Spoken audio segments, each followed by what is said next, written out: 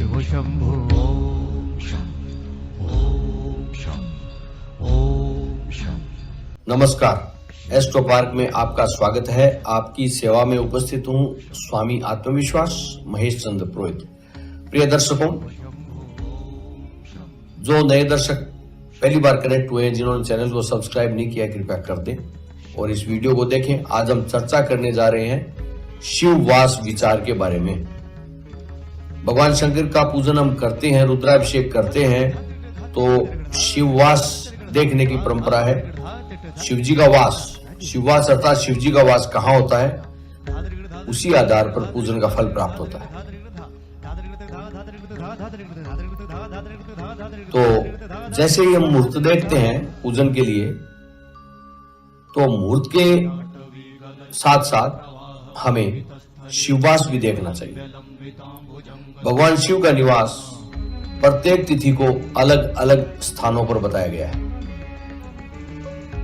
वैसे श्रावण के महीने में रुद्राभिषेक व भगवान शिव की पूजा कभी भी की जा सकती है, पर यदि आप भगवान शिव जी का निवास स्थान देखकर रुद्राभिषेक करते हैं या कराते हैं, तो किया गया रुद्राभिषेक या भगवान शिवजी का पूजा का जो फल प्राप्त होता है वह शीघ्र ही प्राप्त हो जाता है। जब भी आप भगवान शिव जी का कोई अनुष्ठान करें, रुद्राभिषेक करें, पूजन विशेष पूजन अर्चन आदि करें, तो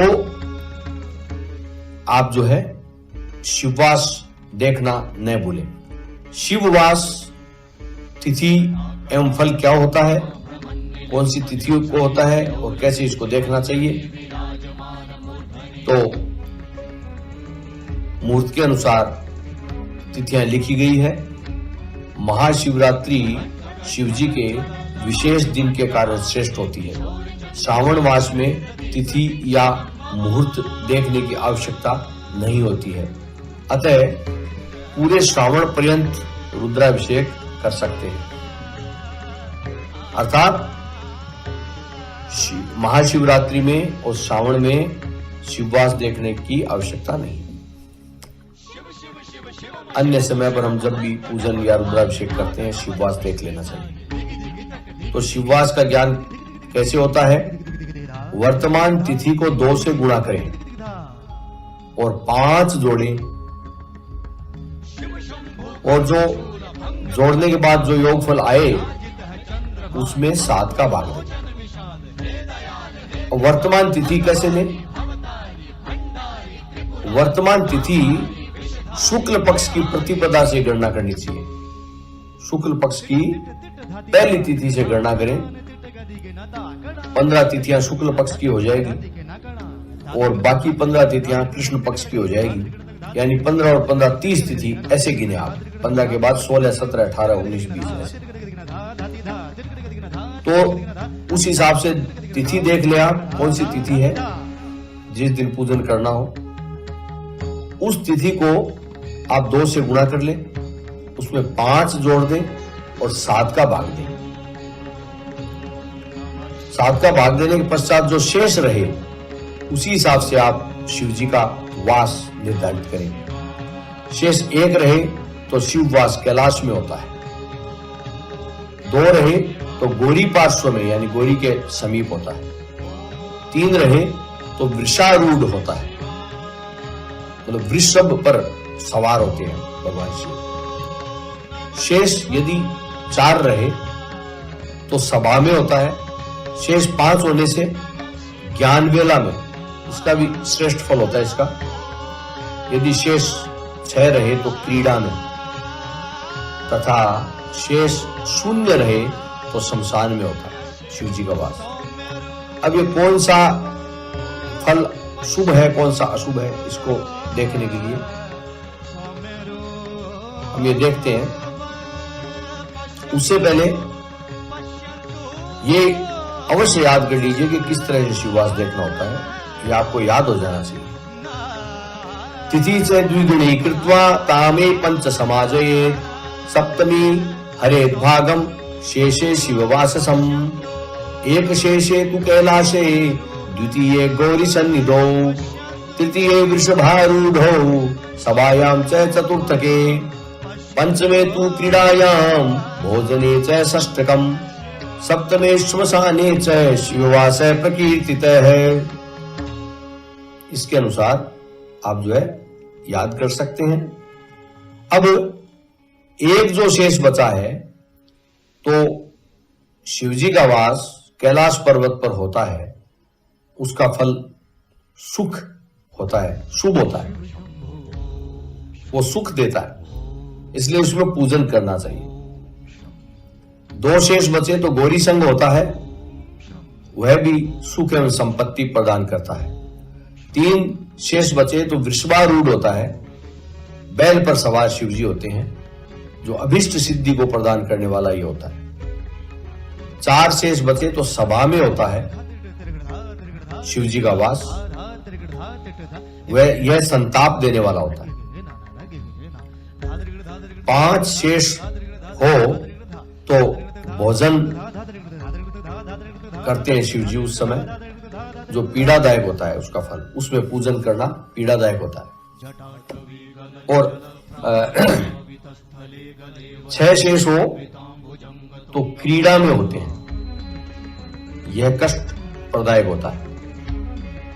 सात शेष हो तो शमशान में निवास होता है, उसका फल मरण के समान होता है।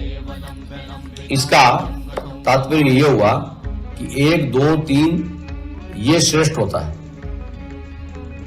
अन्य हानिकारक होता है। 1, 2, 3 शेष बचे, 1, 2, 3 शेष हो तो पूजन करना शुभ होता है। मनोकामना पूर्ति और रुद्राभिषेक नीचे दी गई तिथियों में करने से भगवान शिवजी मंगलकारी परिणाम देते हैं। हर महीने की शुक्ल पक्ष की द्वितीया व नवमी तिथि के दिन भगवान शिव जी मां गौरी के साथ रहते हैं। इसको सीधा सीधा समझा हमने, बिना गणित किए सीधा समझना हो तो इस तरह से होता है। हर महीने कृष्ण पक्ष की प्रतिपदा, अष्टमी और अमावस्या तिथि को भी भगवान शिवजी मां गौरी के साथ रहते हैं।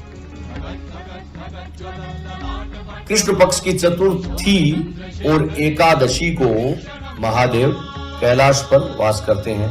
शुक्ल पक्ष की पंचमी और द्वादशी तिथि को भी महादेव कैलाश पर वास करते हैं।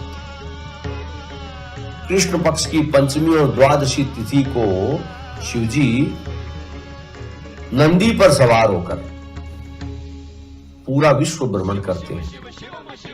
शुक्ल पक्ष की षष्ठी और त्रयोदशी तिथि को भी शिवजी विश्व भ्रमण करते हैं। तो रुद्राभिषेक के लिए इन तिथियों में महादेव का निवास मंगलकारी होता है। अब शिवजी का वास कब अनिष्टकारी होता है, कष्टकारी होता है, हानिप्रद होता है, वो देख लीजिए। सीधे शब्दों में हम बात करें, कृष्ण पक्ष की सप्तमी और चतुर्दशी को शिववास शमशान में होता है समाधि के रूप में। शुक्ल पक्ष की प्रतिपदा, अष्टमी और पूर्णिमा तिथि को शिववास शमशान में समाधि के रूप में होता है। कृष्ण पक्ष की द्वितीया और नवमी तिथि को शिववास में महादेव देवताओं की समस्याएं सुनते हैं। शुक्ल पक्ष की तृतीया और दशमी तिथि को भी महादेव देवताओं की समस्याएं सुनते हैं। कृष्ण पक्ष की तृतीया और दशमी तिथि को शिववास नटराज क्रीड़ा में व्यस्त रहते हैं। शुक्ल पक्ष की चतुर्थी और एकादशी तिथि को भी नटराज क्रीड़ा में व्यस्त रहते हैं। कृष्ण पक्ष की षष्ठी और त्रयोदशी तिथि को शिवजी भोजन करते हैं। शुक्ल पक्ष की सप्तमी और चतुर्दशी तिथि को भी भोजन करते हैं। तो इन तिथियों में रुद्राभिषेक का पूजन करना अशुभ माना गया। आप शिवजी का वास देखे बिना भी पूजन कर सकते हैं, लेकिन कब कब? शिवरात्रि को, प्रदोष और श्रावण के सोमवार को शिववास पर विचार नहीं करना चाहिए।